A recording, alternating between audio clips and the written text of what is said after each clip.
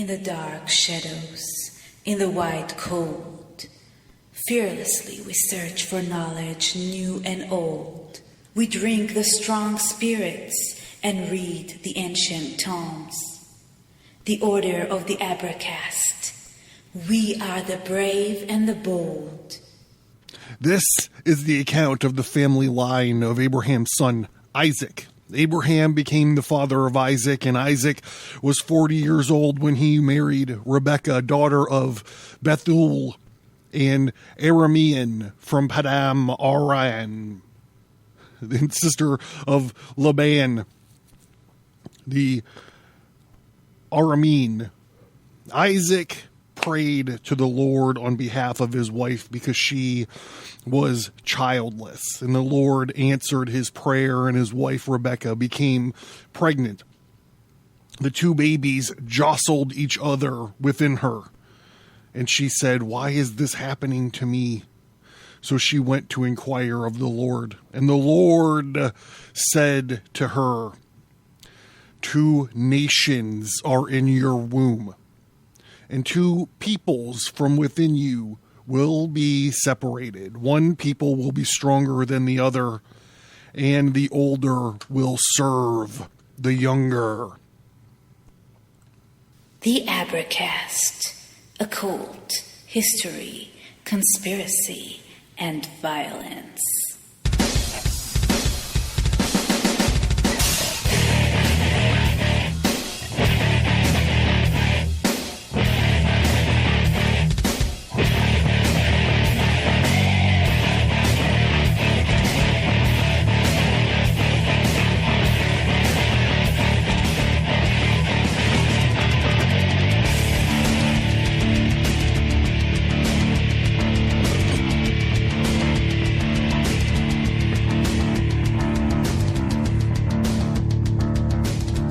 Please note the explicit content indicator.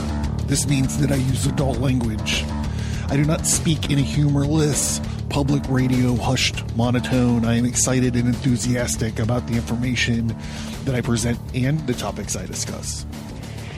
You will hear ice rattle in my glass throughout the show. On the show, I joke about bodily functions, sex acts, religion, and politics. The topics may seem random or scattered through the back catalog. A list of show topics in chronological order is provided on the featured topic link at Advertise.com. If any of these issues might trigger you, this might not be the podcast for you, and I wish you good luck finding a show more to your liking. It's that time again. The music is low. The party is over. The fire is dying down, and all the ordinary people passed out long ago. Now we are the only ones left. Welcome, everybody. I'm John. We're jumping back on track with our Genesis episodes. I would say that we're in the. If we're not in, we're approaching the fourth quarter of these Genesis episodes. We're closer to the end, far closer to the end than to the beginning, and that cold open was Genesis 25:19. The two featured books for this evening are the Bible, and Ginsberg's Legends of the Jews. Before we get going, I wanted to say that in the Fulgar Correspondentia, that's the fancy word for the mailing list.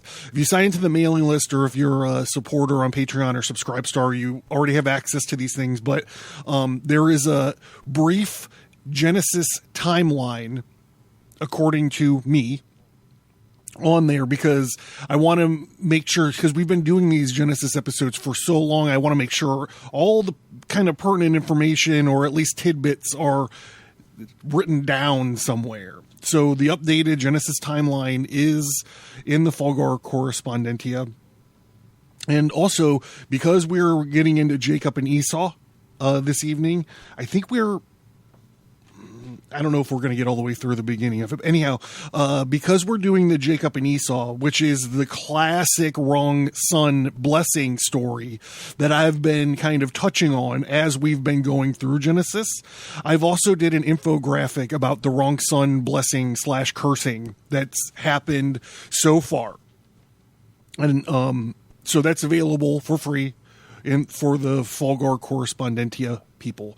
One last thing is I decided I'm going to be doing a 72-hour fast at the end of January, and I thought I wanted to talk about it a little bit in case any of you guys wanted to join. In the Conversations episode from the Friday episode of last week, supporter that I was talking to, Ryan, suggested that I might want to open it up for folks to get on board with. And if I get enough, reach out to me and let me know you're going to be joining, and, I'll resurrect the Slack work group, or we'll figure out some way to where we can kind of check in with each other and support each other, if you guys are interested in it. So if you are interested in it, my email address is towers, TOWERS 113 @gmail.com. Reach out to me and I'll see if it's worth setting something up. If not, expect me to be plugging this for the rest of the month. The 27th to the 30th, it's 72 hours. And it's the last week of the month. Think of it as like a de-Turkifying, getting all the holiday garbage out of your system. So with that being said, if you're playing along at home, I'd like you to summon your vessel of the art and raise it to the sky and thank our Patreon and Subscribestar supporters. Thank you, guys. And the toast this evening, I thought this would be a good one that meshes well with the topic. Here's to those who have seen us at our best and seen us at our worst and can't tell the bloody difference. Here's to you. So in these episodes, I float between the Bible and Legends of the Jews to tell this story. So we're getting out of the Bible for a little while, and we're going to be in Ginsberg's. I'm sorry, I'm having a problem with my fucking gear. Ginsberg, Legends of the Jews. When Rebekah had been pregnant for 7 months, she began to wish that the curse of childlessness had not been removed from her. She suffered torturous pains because her twin sons began their lifelong quarrel in her womb. They strove to kill each other. If Rebekah walked in the vicinity of a temple erected to idols, Esau moved in her body. And if she passed a synagogue, Jacob essayed to break forth from her womb. The quarrels of the children turned upon such differences as these. So when you look at that infographic I made up with the blessing, I looked at 3 items. I looked at the blessings, the curses, and this Jewish tradition of Adam's magic underpants. So if you're new to the show or you haven't heard me talk about Adam's magic underpants, I suggest you go to the Genesis section on the feature topic link of the website, and you can see all of this stuff. And it's here. It's clear that this is, a story of the, we also sometimes talk about the precession of the equinoxes, or at least I certainly did in my graphic novel, The Ages. But we're in the age of Gemini. Like all of Genesis is. It's all about, not all about, but it's a lot about brothers fucking having problems, right? I mean, it starts off, bam, Cain and Abel, boom, shakalaka. Anyhow, this whole thing is not going to turn into a commercial for that infographic or my comic book, my graphic novel. But I did just want to point this out. Like, we get here after, us slowly getting through all of this stuff in Genesis, and we're seeing this the Jacob and the Esau one is the one everybody knows. The wrong brother gets the curse or gets the blessing. The wrong brother gets the birthright. But it's not solitary, right? It's not solitary. It goes all the way back to the fucking beginning. And if you're interested in that, if you're listening to me and you're like, what the fuck is this guy talking about? Check out that infographic if you want. Reach out to me, whatever. Esau would insist that there was no life except the earthly life of material pleasures. And Jacob would reply, my brother, there are two worlds before us, this world and the world to come. In this world, men eat and they drink. Here's to that. And they traffic, and marry, and they bring up sons and daughters. But all this does not take place in the world to come. If it please thee, do thou take this world, and I will take the other. Esau had Samuel as his ally, who desired to slay Jacob in his mother's womb. But the archangel Michael hastened to Jacob's aid, and he tried to burn Samuel. And the Lord saw it was necessary to constitute a heavy court for the purpose of arbitrating this case of Michael and Samael. These are two archangels, by the way. They also appear in my comic books.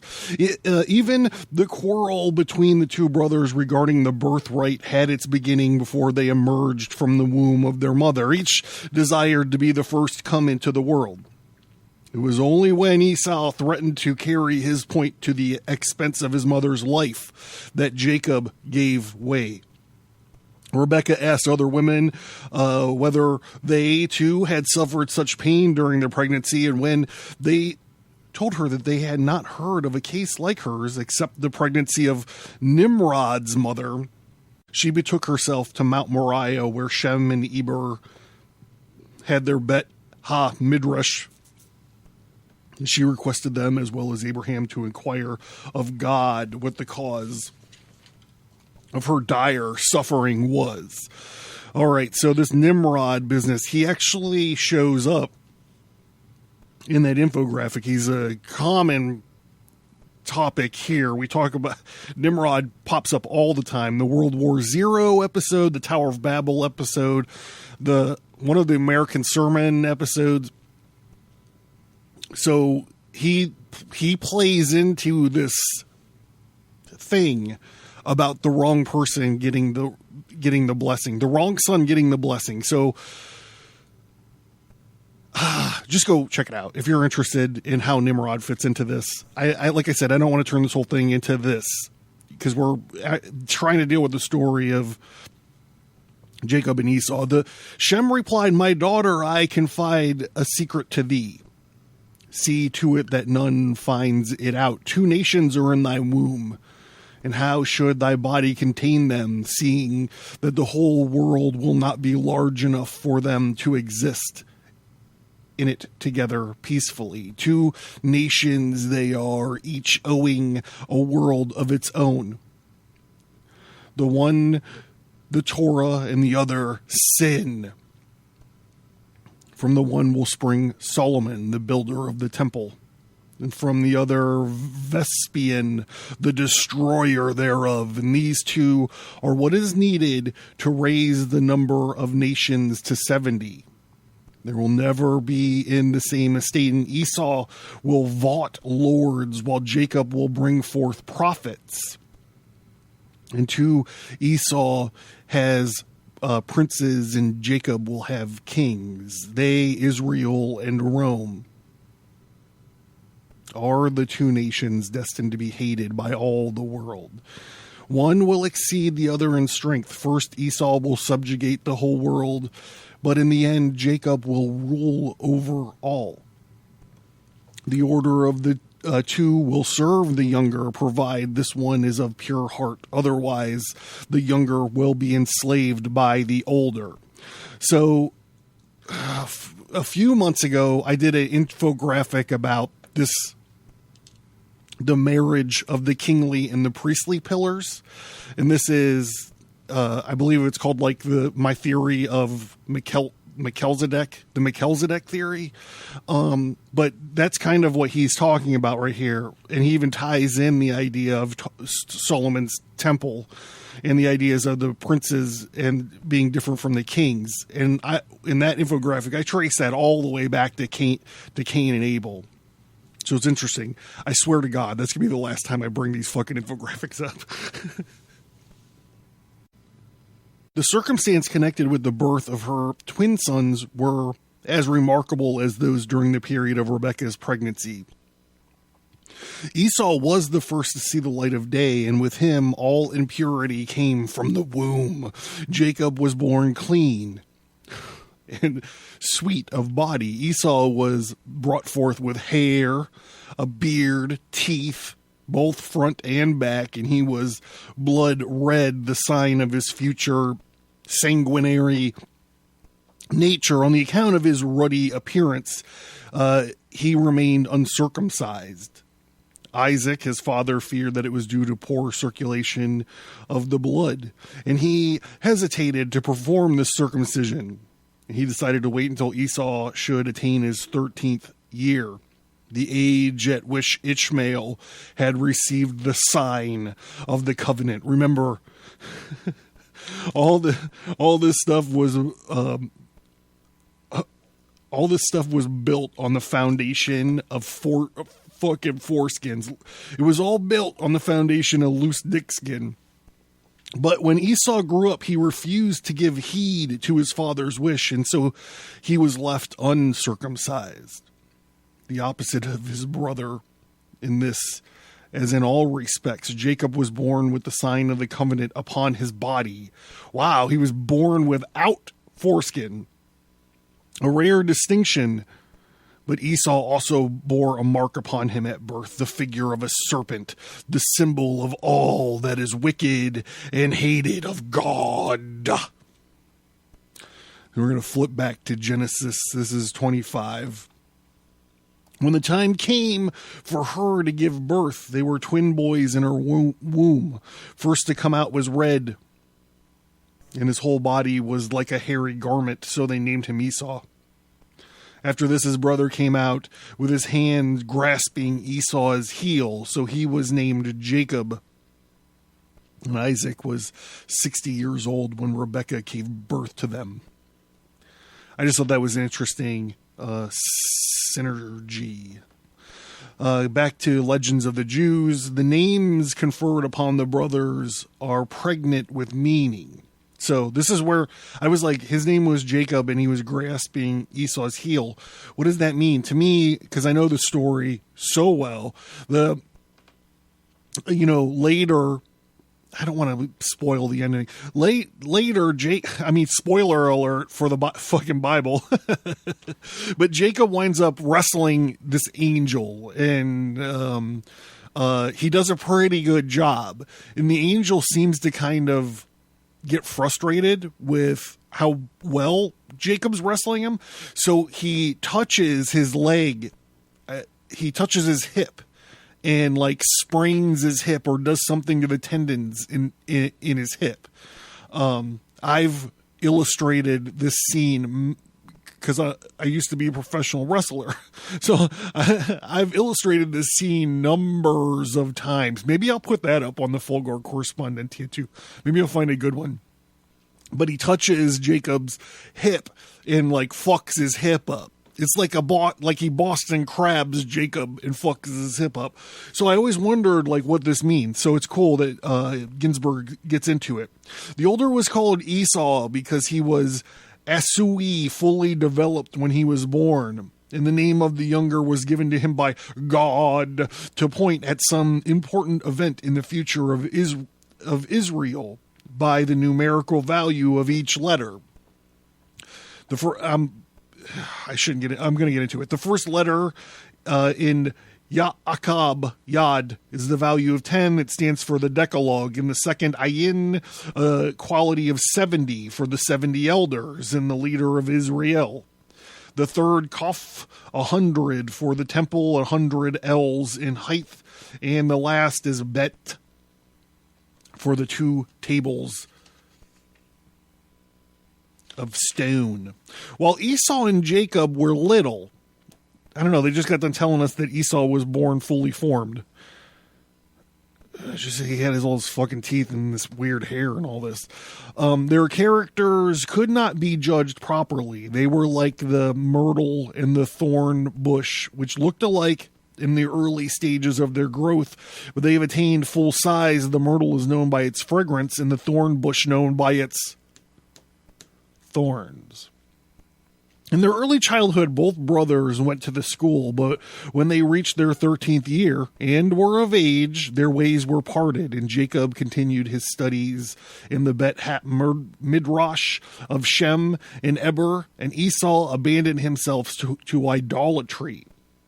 And this is like when he hit 13, he got circumcised, and he was like, yo, fuck this God.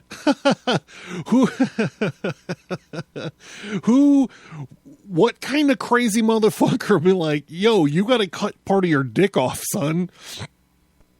Both were hunters of men. Esau tried to capture them in order to turn them away from God, and Jacob to turn them towards God. In spite of his impious deeds, Esau proposed the art of winning his father's love. His hypocritical conduct made Isaac believe that his firstborn son was extremely pious. Father, he would ask, what is tithe on straw and salt? Tithing. He's asking what the tithing is on straw and salt. The question made him appear God-fearing in the eyes of his father, because these two products are the very ones that are exempt from tithing. Isaac failed to notice, too, the older son gave him forbidden food to eat. What he took from the flesh of the young goats was dog meat. Dog meat. Rebekah was more clear-sighted, and she knew her sons as they really were, and therefore her love for Jacob was exceedingly great. The oftener she heard his voice, the deeper her affection for him grew. Abraham agreed with her, and he also loved his grandson Jacob, for he knew that in his name and his seed would be called. And he said unto Rebekah, my daughter, watch over my son Jacob, for he shall be in my stead on the earth, for a blessing in the midst of children of men. This blessing business over and over again. And for the glory of the whole seed of Shem, having admonished Rebekah thus to keep guard over Jacob, he was destined to be the bearer of the blessing given to Abraham by God, which we also trace in that infographic. He called for his grandson in the presence of Rebekah, and he blessed him, and he said, Jacob, my beloved son, whom my soul loveth, may God bless thee from above the firmament, and may he give all the blessing herewith he blessed Adam and Enoch and Noah and Shem, and all the things of which he told me, and all the things which he promised to give me, he may call. He caused to cleave to thee and to thy seed forever, according to the days of heavens above earth, and the spirits of Mastema shall not rule over thee, for thy seed to turn thee from the Lord, who is thy God from henceforth and forever. And may the Lord God be the father to thee, and mayest thou be his firstborn son, and may he be a father to thy people. Always go in peace, my son. And Abraham had good reason to be particularly fond of Jacob, for it was due to the merits of his grandson that he had been rescued from the fiery furnace. Isaac and Rebekah, knowing of Abraham's love for their young son, sent their father a meal by Jacob on the last feast of Pentecost, which Abraham was permitted to celebrate on earth, and he might eat and bless the Creator. of all things before he died. Abraham knew that his end was approaching, and he thanked the Lord for all the good that he had granted him during the days of his life. And the blessed Jacob and bade him to walk in the ways of the Lord, and especially he was not to marry a daughter of the Canaanites. This is all very important. When Abraham prepared for death, he placed 2 of Jacob's fingers upon his eyes, and thus holding them closed, he fell into his eternal sleep, while Jacob lay beside him on the bed. The lad did not know of his grandfather's death until he called upon him, and wakening the next morning, "Father, Father," and he received no answer. So the legend of the Jews goes on to kind of vilify Esau, where the Bible does not. And I mean, that's the fucking cool part about it, is it gives you like insight to the tradition, you know. It's like, why is it cool if Jacob does all this shitty stuff to Esau, you know, and then at the end, how it turns out? Well, the legend of the Jews, which is an oral tradition that Ginsberg just wrote down. Like, he didn't write the legends of the Jews. He interviewed a bunch of Jews that told all these stories and was like, all right, tell me your story. I'm going to fucking write it down.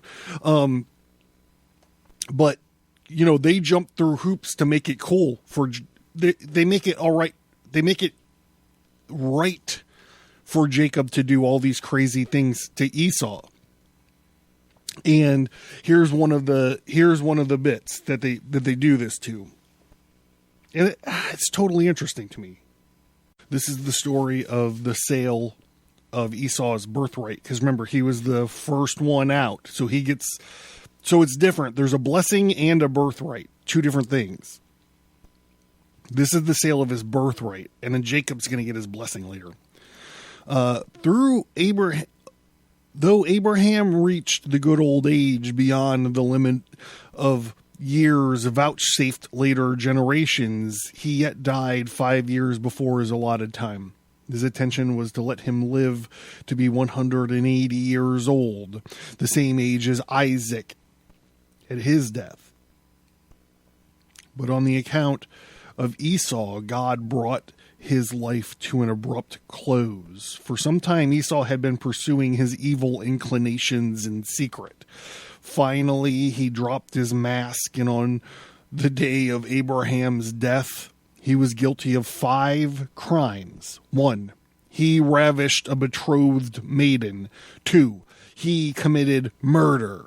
3, he doubted the resurrection of the dead.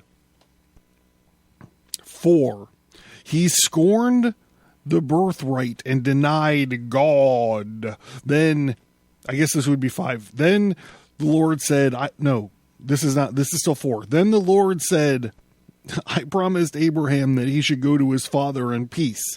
Can I now permit him to be a witness to his grandson's rebellion against God, his violation of the laws of chastity, and his shedding of blood? It is better for him to die now in peace. The men slayed by Esau this day were Nimrod. If you go back to the World War Z episode, we go over this. Esau was the one this tradition says he hunted Nimrod down, and Nimrod was known as a hunter, and he had been doing actually weird sex magic and genetic modifications on himself to turn himself into a giant. It's a fucking wild episode, bros. Then 2 of his adjutants, long-standing feud had existed between Esau and Nimrod because the mighty hunter before the Lord was jealous of Esau. This is all about the magic underpants too. Who was devoted himself to the chase, and once he was hunting, it happened that Nimrod was separated from his people, and only 2 men were with him, and Esau, who lay in ambush, noticed his isolation, and he waited until he should pass his covert where he was hiding. And then he threw himself upon Nimrod suddenly and felled him and his 2 companions, who hastened to his succor. They rushed to help him, And fucking Esau plugged these two fucking dudes too. The outcries of the latter brought the attendants of Nimrod to the spot where he lay dead, but not before Esau had stripped him of his garments. The garments they're talking about is fucking Adam's magic underpants. I swear to God. And he fled to the city with them. These garments of Nimrod had an extraordinary effect upon cattle, beasts, and birds. Of their own accord, they would come and prostrate themselves before him, who was arrayed in them. Thus Nimrod and Esau after him were able to rule over man and beast. So it's funny because they're saying, the subtext here is kind of like, Nimrod wasn't really a great hunter. He just had these magic underpants. And he could call animals to him and he could just fucking kill them. That's a way to read it, right? That's interesting.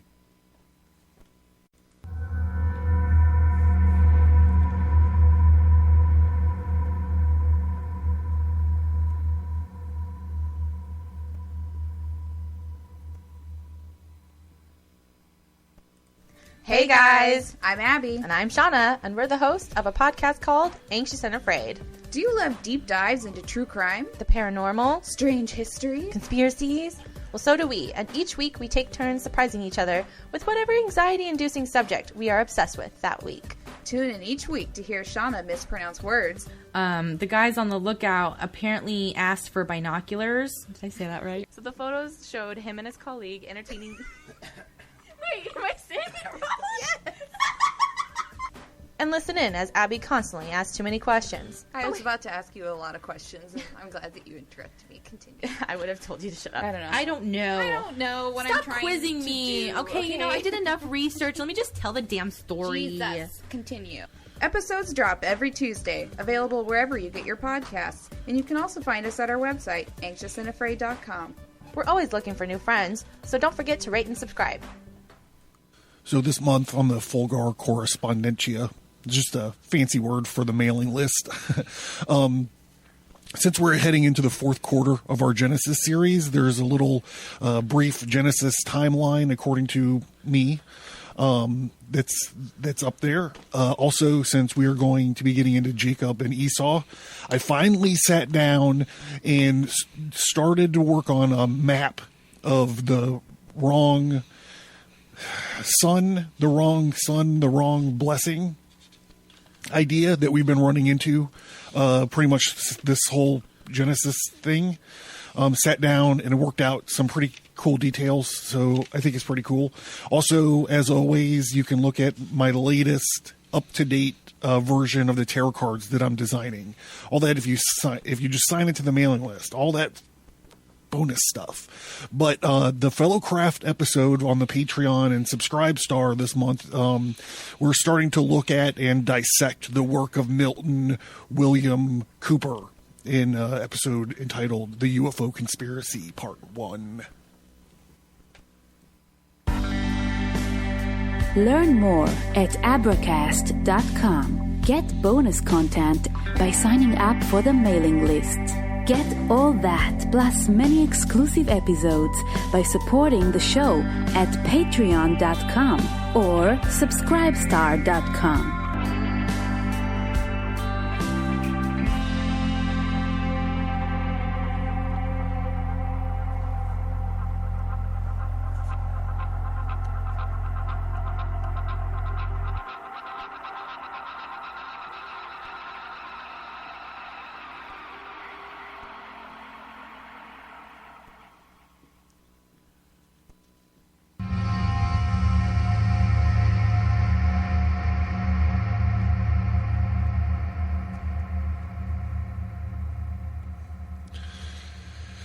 After slaying Nimrod, Esau hastened cityward in great fear for his victims' followers. So this cityward business it's kind of another thing that we've been kind of keeping track of.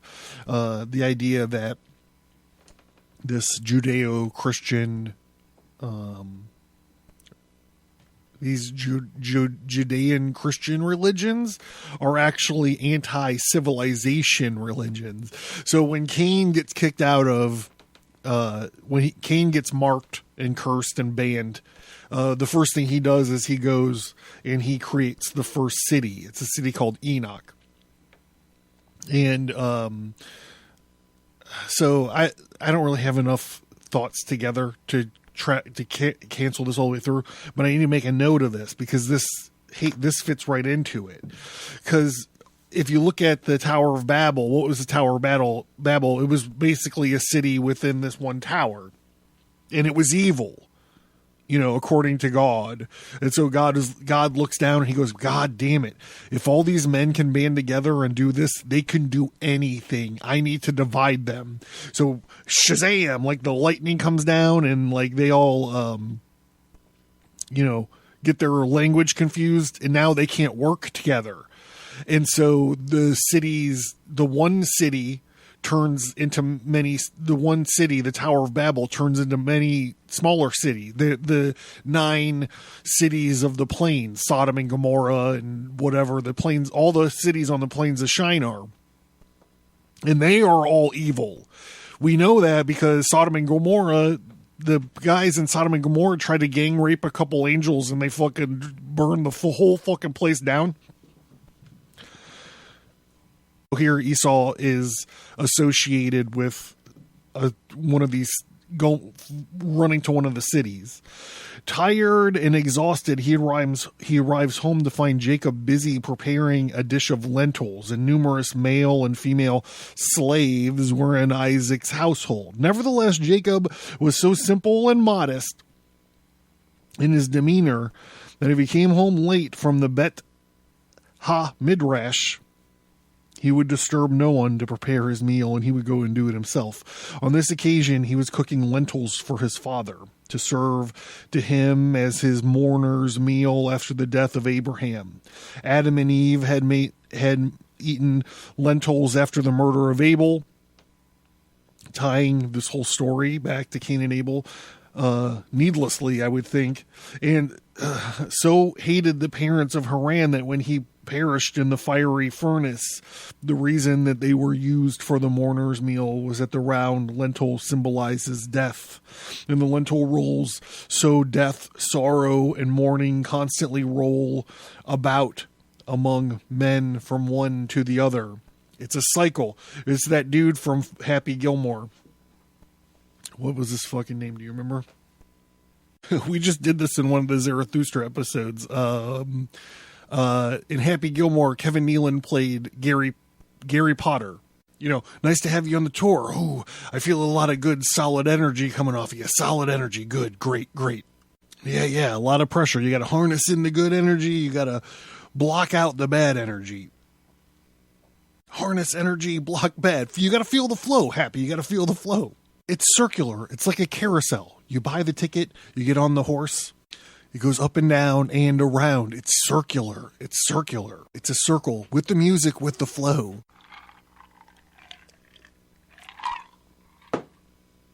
Esau accosted Jacob thus, "Why art thou preparing lentils? Because our grandfather had passed away. And they shall be a sign of my grief and my mourning, that he may love me in the days to come.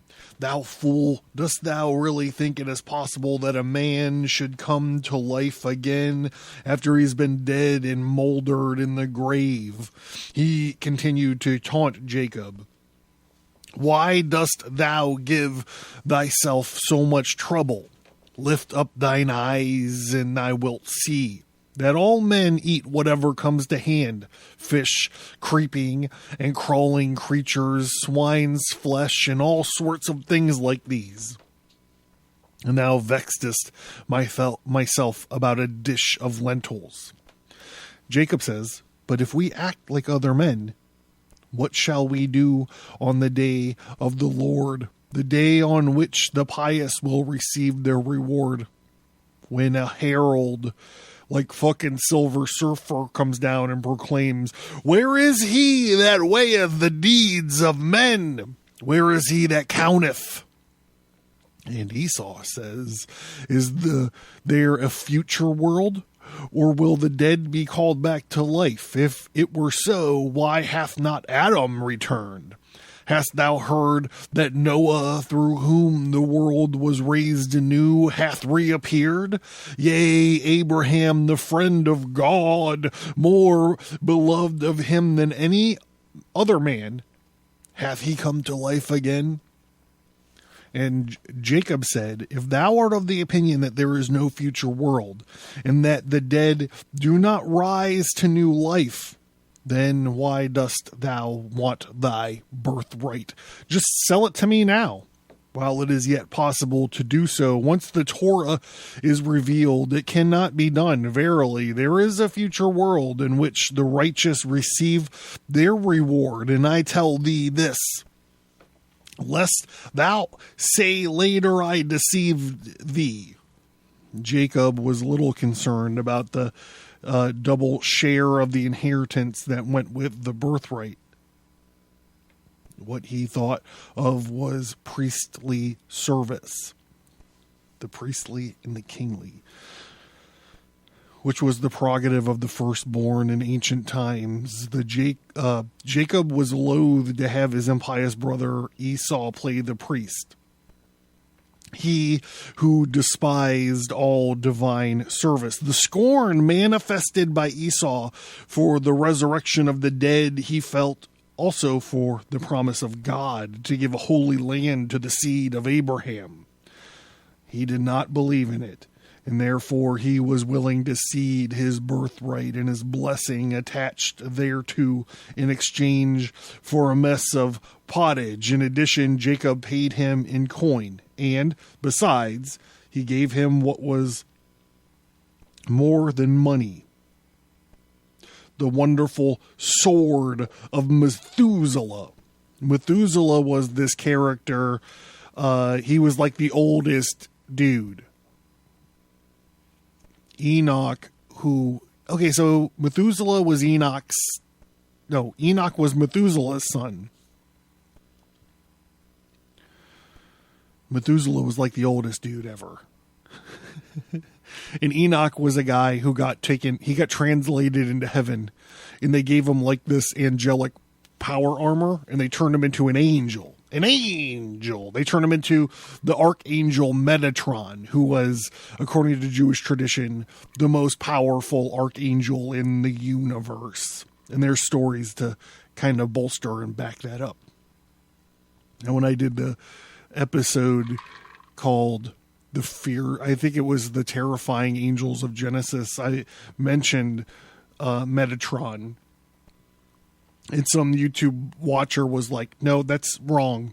Michael is the most powerful archangel in the universe. And I'm like, great. Rando YouTube guy, you win. You are the expert on archangels. Thank you very much for schooling me.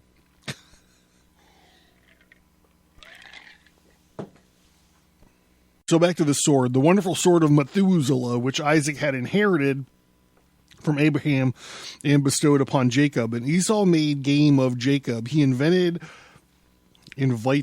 his associates to feast at his brother's table, saying, Know ye what I did to this Jacob? I ate his lentils, and I drank his wine, and I amused myself at his expense, and I sold my birthright to him. All that Jacob replied was, Eat, and may it do thee good. But the Lord said, Thou despisest his birthright, therefore I shall make thee despised in all generations. And by way of punishment for denying God and the resurrection of the dead, the descendants of Esau were cut off from this world, as naught was holy to Esau. Jacob made him swear concerning his birthright by the life of their father, for he knew Esau's love for Isaac, that it was strong, nor did he fail to have a document made out, duly signed by witnesses,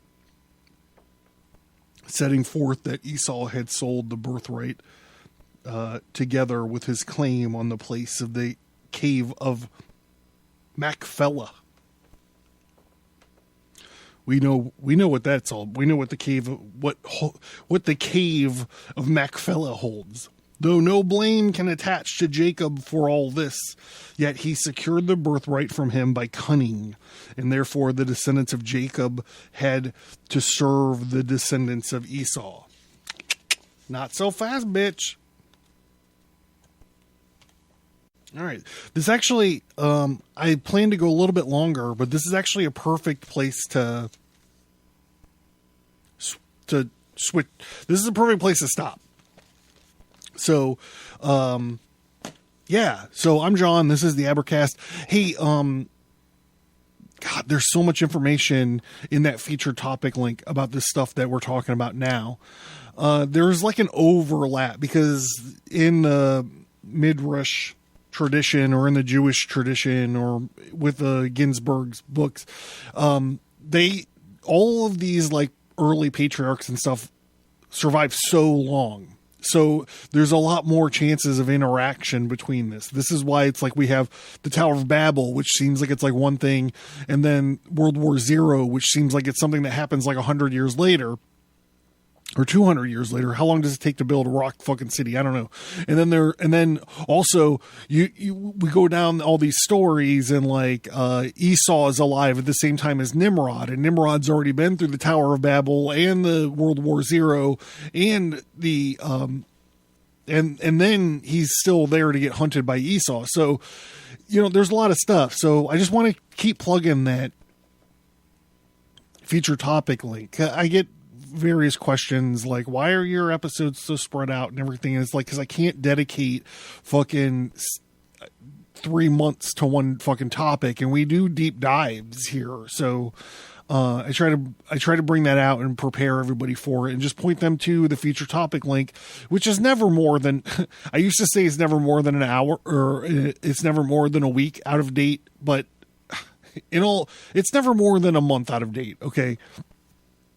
So there's that. Also, remember, I got a 72-hour fast coming up on January 27th.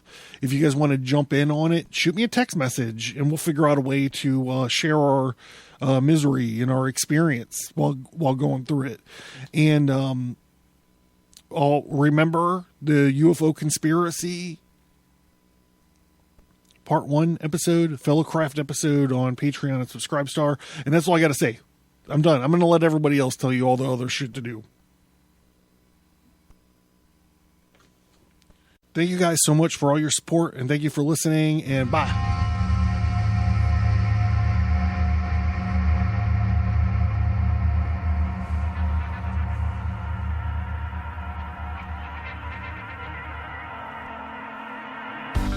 Thank you for listening to this episode. Send an email or visit us on social media to let us know what you think about this topic. And please remember to leave a 5-star rate and review.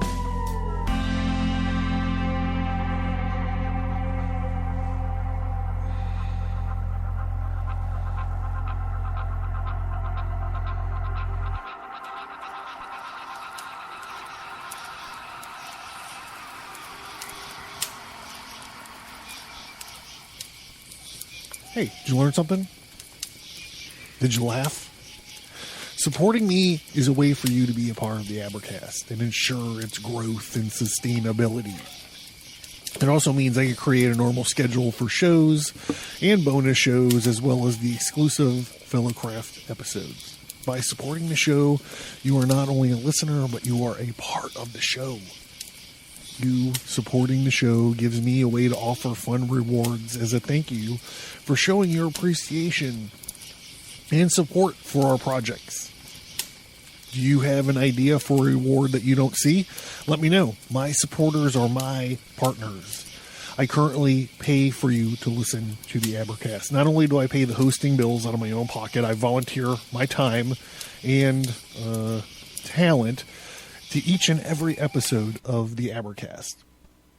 The price of books, the time and resources of reading and researching, the massive amounts of gin and tonic needed, the equipment it takes to record the shows, the time and resources it takes to create the bonus material, and the cost to maintain the internet presence.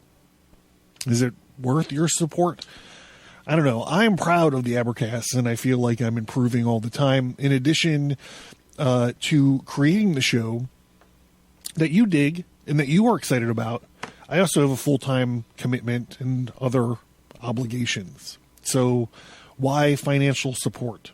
All of the supporters help me focus my time on the quality and development of the podcast. And what if you can't afford, $1 or $3 or $10 or whatever a month? Believe me, I get that. There are many degrees of support, but if you can't support the show financially, please consider leaving a 5-star rate and review on your preferred podcast app. And don't forget that you could sign into the mailing list and still unlock a lot of bonus content. Thank you.